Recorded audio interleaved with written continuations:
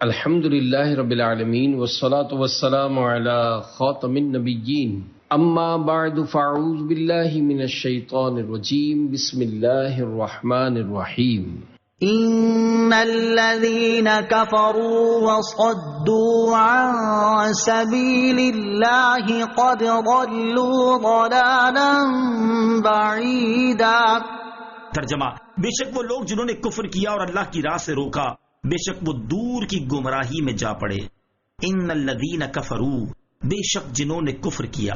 یہاں یہودیوں کی حالت کا بیان ہے کہ انہوں نے نبی اکرم صلی اللہ تعالی علیہ وسلم کی نبوت کا انکار کیا اور حضور تاجدار انبیاء صلی اللہ تعالی علیہ وسلم کی نعت و صفت چھپا کر اور لوگوں کے دلوں میں شبہ ڈال کر لوگوں کو اللہ عز و جل کی راہ سے روکا۔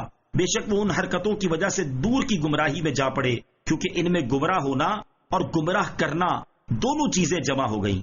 ان الذين كفروا وظلموا لم يكن الله ليغفر لهم ولا ليهديهم طريقا الا طريق جهنم خالدين فيها ابدا وكان ذلك على الله يسيرا۔ ترجمہ، بے شک وہ لوگ جنہوں نے کفر کیا اور ظلم کیا، اللہ ہرگز انہیں نہ بخشے گا اور نہ انہیں کسی راستے کی ہدایت فرمائے گا مگر جہنم کے راستے کی، جس میں ہمیشہ ہمیشہ رہیں گے، اور یہ اللہ پر بہت آسان ہے۔ ان الذین کفروا، بے شک جنہوں نے کفر کیا۔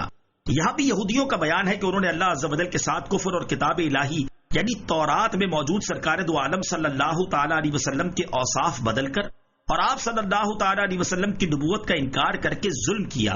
تو ایسے لوگ جب تک اپنے کفر پر قائم رہیں اور کفر پر مریں، ان کی بخشش کی کوئی گنجائش نہیں اور نہ انہیں کسی صحیح راہ کی ہدایت ملے گی۔ البتہ جہنم کا راستہ ان کے لیے ضرور کھلا ہوا ہے اور وہ بالکل واضح ہوگا۔ یا ایھا الناس قد جاءکم الرسول بالحق من ربکم فآمنوا خیرا لکم وَإِن تَكْفُرُوا فَإِنَّ لِلَّهِ مَا فِي السَّمَاوَاتِ وَالْأَرْضِ وَكَانَ اللَّهُ عَلِيمًا حَكِيمًا۔ ترجمہ، اے لوگوں، تمہارے رب کی طرف سے تمہارے پاس یہ رسول حق کے ساتھ تشریف لائے تو ایمان لاؤ، تمہارے لیے بہتر ہوگا، اور اگر تم کفر کرو گے تو بے شک اللہ ہی کا ہے جو کچھ آسمانوں اور زمین میں ہے، اور اللہ علم والا حکمت والا ہے۔ قد جاءکم الرسول بالحق، بے شک تمہارے پاس یہ رسول حق کے ساتھ تشریف لے آئے۔ تمام بنی نوع انسان کو عظیم خوشخبری سنائی جا رہی ہے کہ اے لوگو، تاجدار رسالت صلی اللہ تعالی علیہ وسلم حق کے ساتھ تشریف لا چکے۔ وہ خود بھی حق ہے اور ان کا ہر قول، ہر ادا حق ہے، ان کی شریعت حق ہے، ان کی طبیعت حق ہے، ان کی تعلیم حق ہے، وہاں باطل کا گزر نہیں، لہذا ان پر ایمان لے آؤ، اس میں تمہارے لیے خیر ہی خیر ہے، اور اگر تم خاتم المرسلین صلی اللہ تعالی علیہ وسلم کی رسالت کا انکار کرو گے تو اس میں ان کا کچھ ضرر نہیں، اور اللہ عز و جل تمہارے ایمان سے بے نیاز ہے۔